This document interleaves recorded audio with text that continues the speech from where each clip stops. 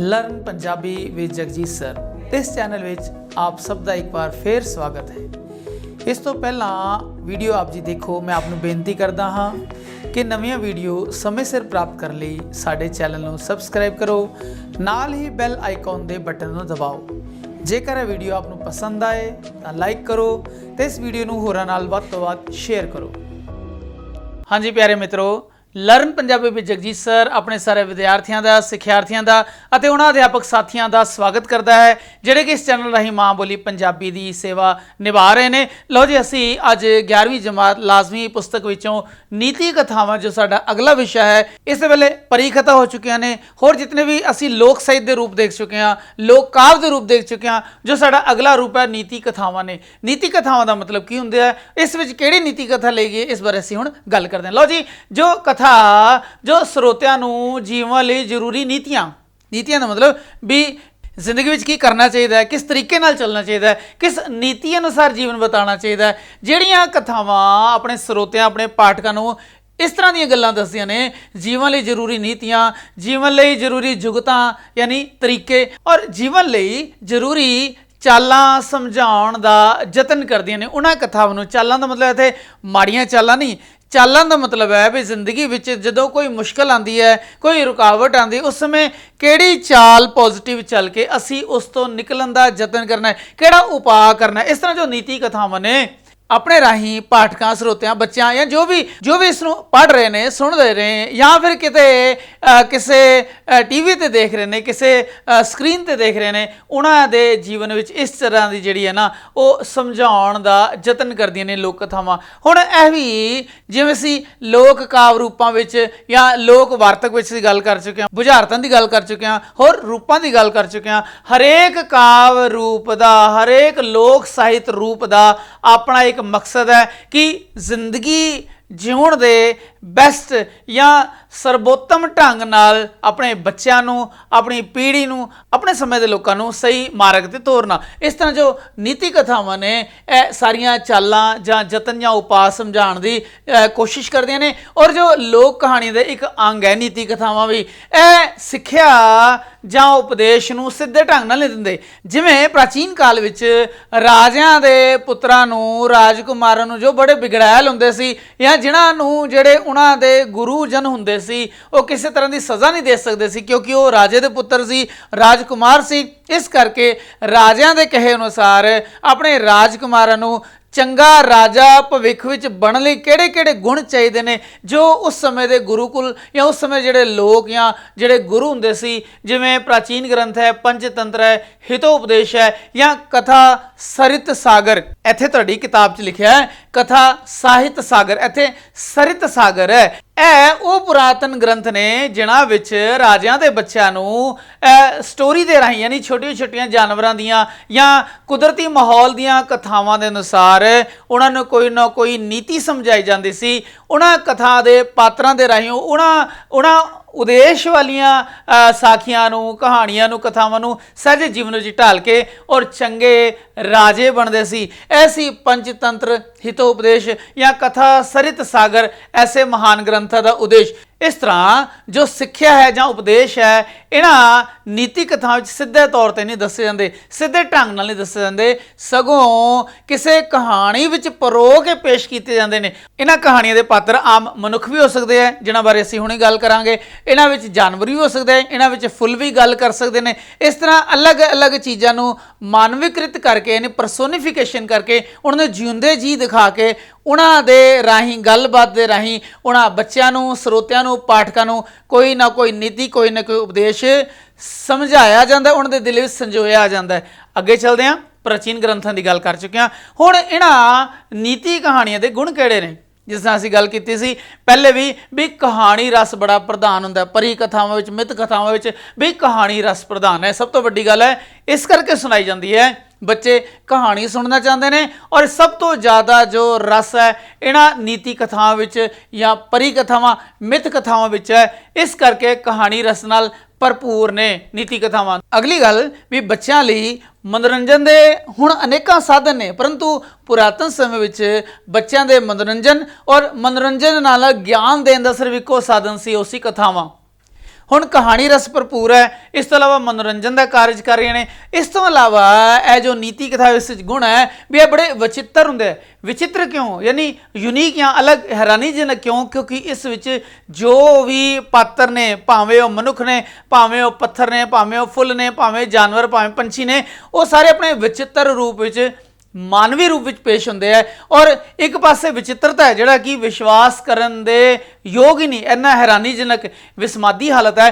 ਦੂਸਰੇ ਪਾਸੇ ਵਾਸਤਵਿਕਤਾ, ਇਹਦਾ ਮਤਲਬ ਜੋ ਆਮ ਪਾਤਰ ਨੇ ਜਦੋਂ ਜੀਵਨ ਵਿੱਚ ਮੁਸ਼ਕਿਲਾਂ 'ਚ ਫਸਦੇ ਨੇ, ਜ਼ਿੰਦਗੀ ਦੀਆਂ ਮੁਸ਼ਕਿਲਾਂ ਤੋਂ ਪਾਰ ਜਾਂਦੇ ਨੇ, ਉਹ ਇੱਕ ਆਮ ਲੋਕਾਂ ਦਾ ਅਨੁਭਵ ਹੈ। परंतु इन्हां कथाओं की जो विचित्रता है, जो अनोखापन है, दोहां दा सुमेल करके कोई मैसेज, कोई संदेश, कोई उपदेश पाठकां, ਸਰੋਤਿਆਂ ਜਾਂ ਬੱਚਿਆਂ जो भी इसनूं पढ़ सुन देख रहे हैं उन्हां नूं ਪਰੋਸਿਆ ਜਾਂਦਾ ਹੈ। ਹੁਣ ਅਸੀਂ ਗੱਲ ਕਰਦੇ ਹਾਂ ਵੀ ਇਹਨਾਂ ਨੀਤੀ ਕਥਾਵਾਂ ਦੇ ਲੱਛਣ ਕਿਹੜੇ-ਕਿਹੜੇ ਨੇ। ਅਸੀਂ ਦੇਖਦੇ ਹਾਂ ਵੀ ਇਹਨਾਂ ਸਾਰੀਆਂ ਨੀਤੀ ਕਥਾਵਾਂ ਵਿੱਚ ਜੋ ਪਾਤਰ ਨੇ, ਜਿਵੇਂ ਕਿ ਅਸੀਂ ਹੁਣੀ ਗੱਲ ਕੀਤੀ, ਮਨੁੱਖ ਹਨ जो आम तौर पर आम मनुखी सुभाਅ ਦੇ मालक ਹਨ। इस तो इलावा वो नेक ने, जिमें कि पहले समय में ज़्यादातर मनुखा को आस की जाती सी कि वो नेक गुणां दे धारनी होणगे, वो किसी भी मुश्किल नूं सहजे बड़े प्रेम नाल एक दूजे के सहयोग नाल वो मुश्किलों नूं पार कर लैणगे। इस तरह के पात्र मनुख ने। उन्हां दी मदद करने वाले पशु ने, पंछी ने, बेजान वस्तां भाव पत्थर ने, या होर जो दुनिया दीयां चीज़ां ने जिहड़ियां कि उस पूरे सीन विच आके उस नायक दी या उस मुख पात्र दी मदद करके उसनूं सफलता दी टीसी तक, इहदा मतलब उसनूं कहानी नूं सुखांत यानी सुख भरे अंत विच एक हैप्पी एंडिंग विच लैके जांदियां ने। ਇਹ जो सारियां चीज़ां ने उसकी मदद करते हैं सारे पात्र। अगली गल, जितने भी पात्र ने यह मनुखा वांगू बोलते हैं, भावें वो पत्थर ने, पंछी ने, फुल ने, बूटे ने, मनुखा वांगू बोलते हैं, मनुखा वांगू अपने अपने कारज करते हैं, चंगे और माड़े, मनुखा वांगू रिश्ते निभाते हैं, मनुखा वांगू दुश्मनियाँ और मित्रता निभा के उस स्टोरी में एक रोचकता, एक सरलता और कहानी रस भरते हैं। अगे गल करते हैं इन्हां नीति कथावां दे उद्देश की है। असीं हुणी पंचतंत्र दे राहीं दस्सिया भी जो राज घराणे दे बच्चे सी ना, जिहड़े गुरुकुलां विच पढ़दे सी, उन्हां नूं नीति, राजनीति और नेक नियति, ਇਹਦਾ मतलब जिन्ने भी अच्छे गुण सिखाने वाले, क्योंकि राजे का धर्म है प्रजा की पालना करना, राजे का धर्म है मनुखा विच मनुखी गुणां नूं विकसित होंदे देखना, अपने राज नूं वधाना, चंगे तरीके नाल वधाना। इस करके जो राज घराणे दे बच्चे सी उन्हां नूं नीति, उन्हां नूं राजनीति और नेक नीति की सिक्ख्या देना इन्हां नीति कथावां दा मुख उद्देश्य है। एक होर भी लक्षण या उद्देश्य है भी वस्तां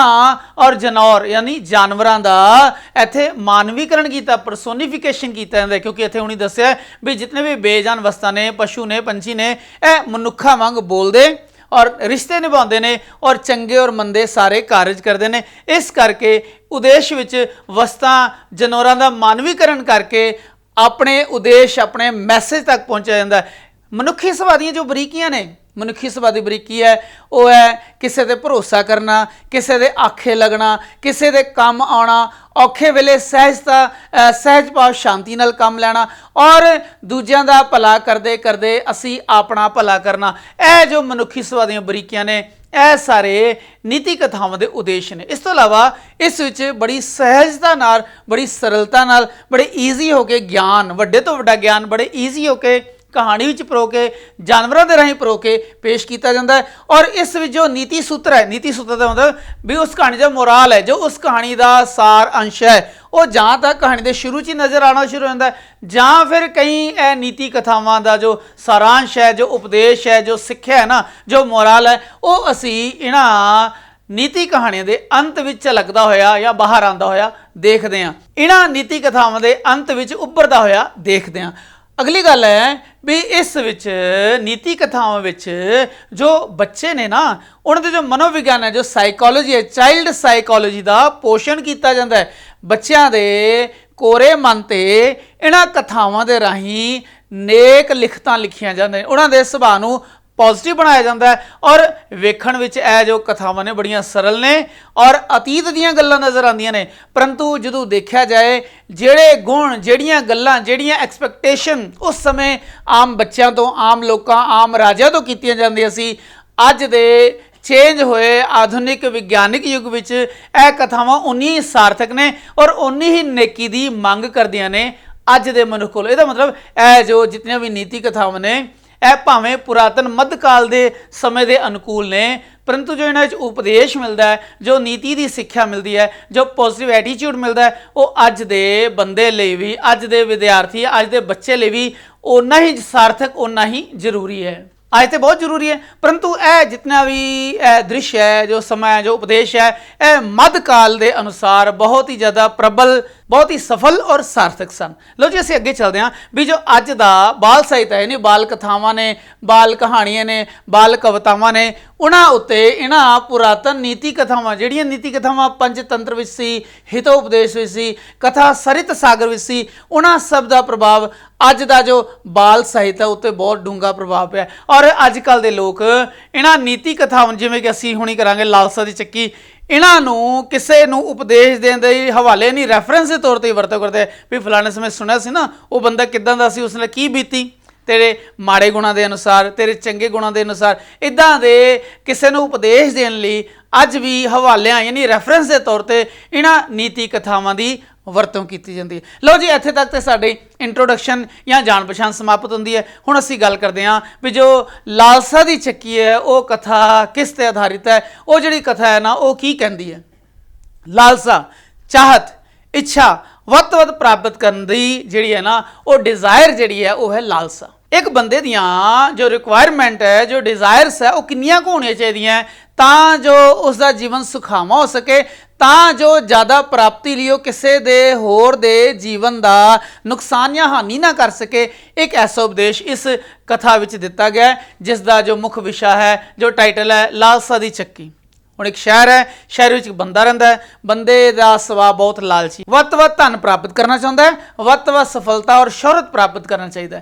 हुण उहदे मन च एक बार ख्याल आंदा है जेकर असीं संतां साधां दी महात्मा दी सेवा करांगे तां उहनां दीयां असीसां नाल उहनां दी सेवा दे सफलता दे तौर ते सानूं बहुत धन मिलेगा। मन च ख्याल आंदा है, कोई इसनूं राय दिंदा है तो वह शुरू हो जाता है भी करनी वाले साधु संतां नूं उन्होंने बुलाउंदा है, उन्होंने सेवा करता है, उन्होंने उपदेश ग्रहण करता है, पर मन में इक्को लालसा, इक्को डिज़ायर है, इक्को ही इच्छा है कि मैं धनी हो जावां, मेरे को बहुत धन हो जाए, मैं बहुत सफल हो जावां, बहुत शोहरत वाला हो जावां। इस तरह की लालसा उसकी चलती रहती है। हाँ, जो समा सफला होंदा उहदा एक दिन एक करनी वाले संत आंदे है, घर बुलांदा है, बहुत आप भगत बड़ी सेवा करता है। हुण क्योंकि संतां नूं तो मन की लालसा पता है और उसकी लालसा का उस निवारण करके सही मार्ग ते लैके जाना चाहते हैं, इस करके उसते प्रसन्न होकर, उसकी सेवा ते प्रसन्न होकर, उसके ख्यालात तो प्रसन्न होकर महात्मा उसनूं 4 दीवे दिंदे ने।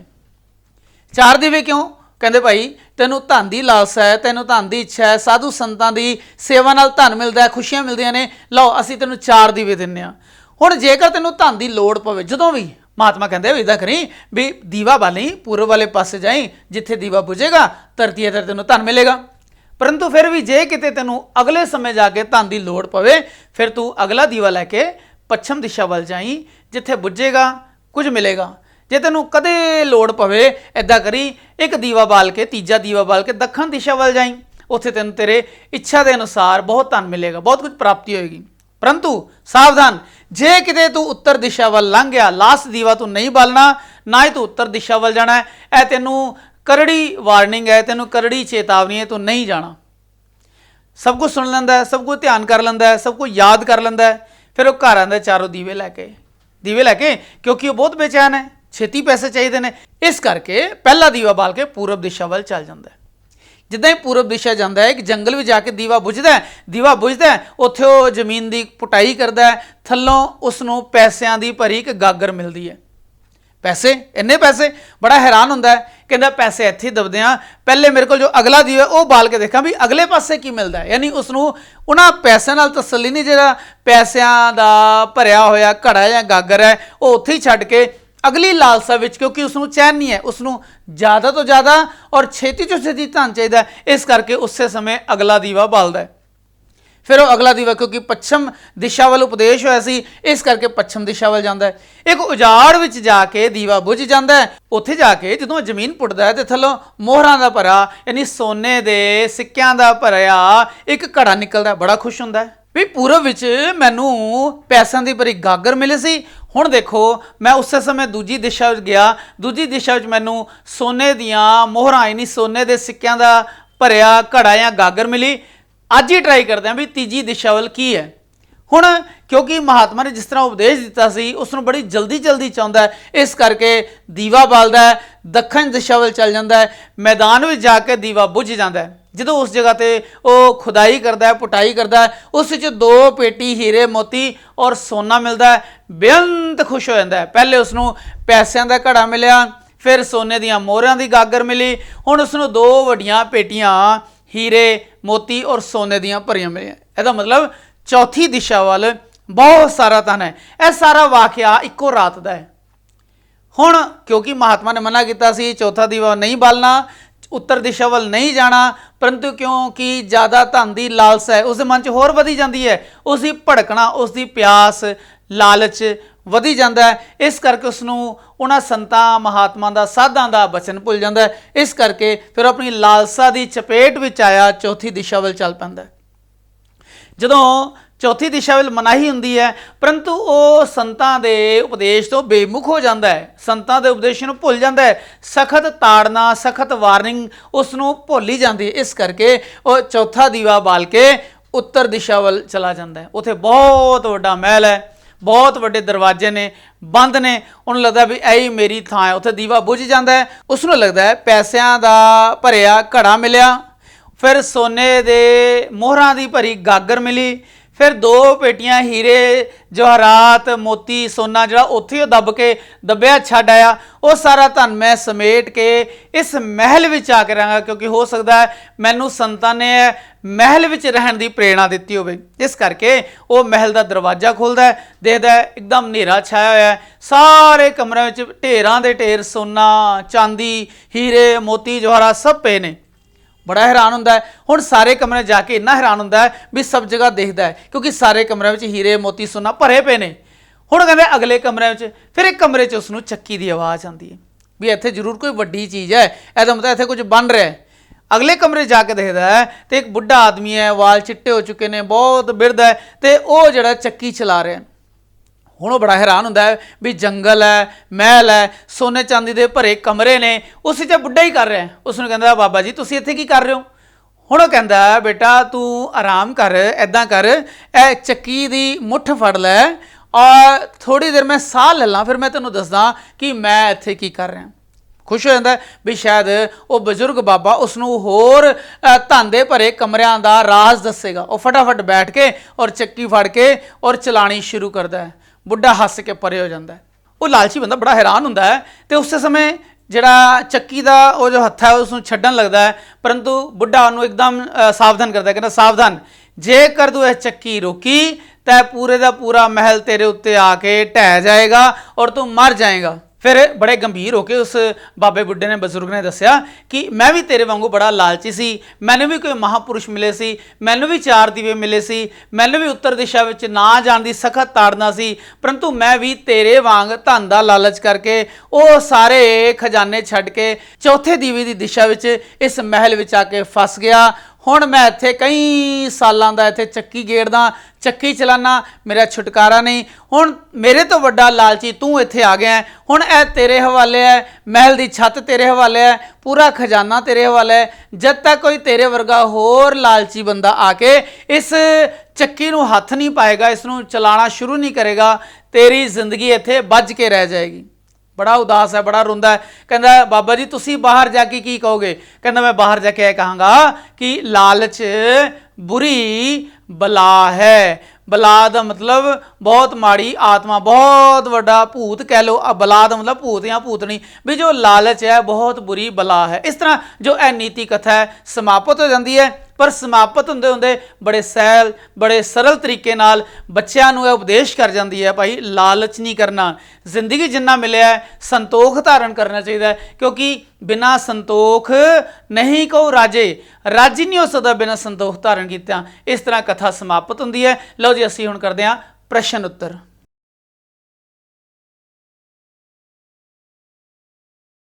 ਲਓ ਜੀ ਮੇਰੇ ਕੋਲ ਕਿਤਾਬ ਹੈ ਪੁਰਾਣੀ, ਇਸ ਦਾ 87 पेज है, 87 नंबर पेज। पहला प्रश्न है ਲਾਲਚੀ ਬੰਦੇ ਨੇ ਸੰਤਾਂ ਸਾਧਾਂ ਦੀ ਸੇਵਾ ਕਿਹੜੇ ਪ੍ਰਯੋਜਨ ਕਿਹੜੇ ਉਦੇਸ਼ ਨਾਲ ਕਰਨੀ ਸ਼ੁਰੂ ਕੀਤੀ।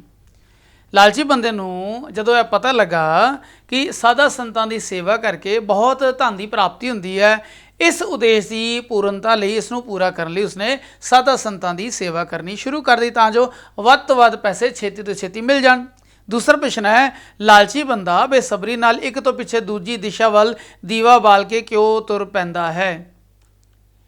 लिखांगे भी उस लालची बंदे विच इतनी ज़्यादा लालसा वध गई, उसका संतोख समाप्त हो गया, इक्को दिन विच वध तो वध धन प्राप्त करके बहुत ज़्यादा धनी बन जाता, बहुत ज़्यादा शोहरत वाला बन जाना चाहता सी।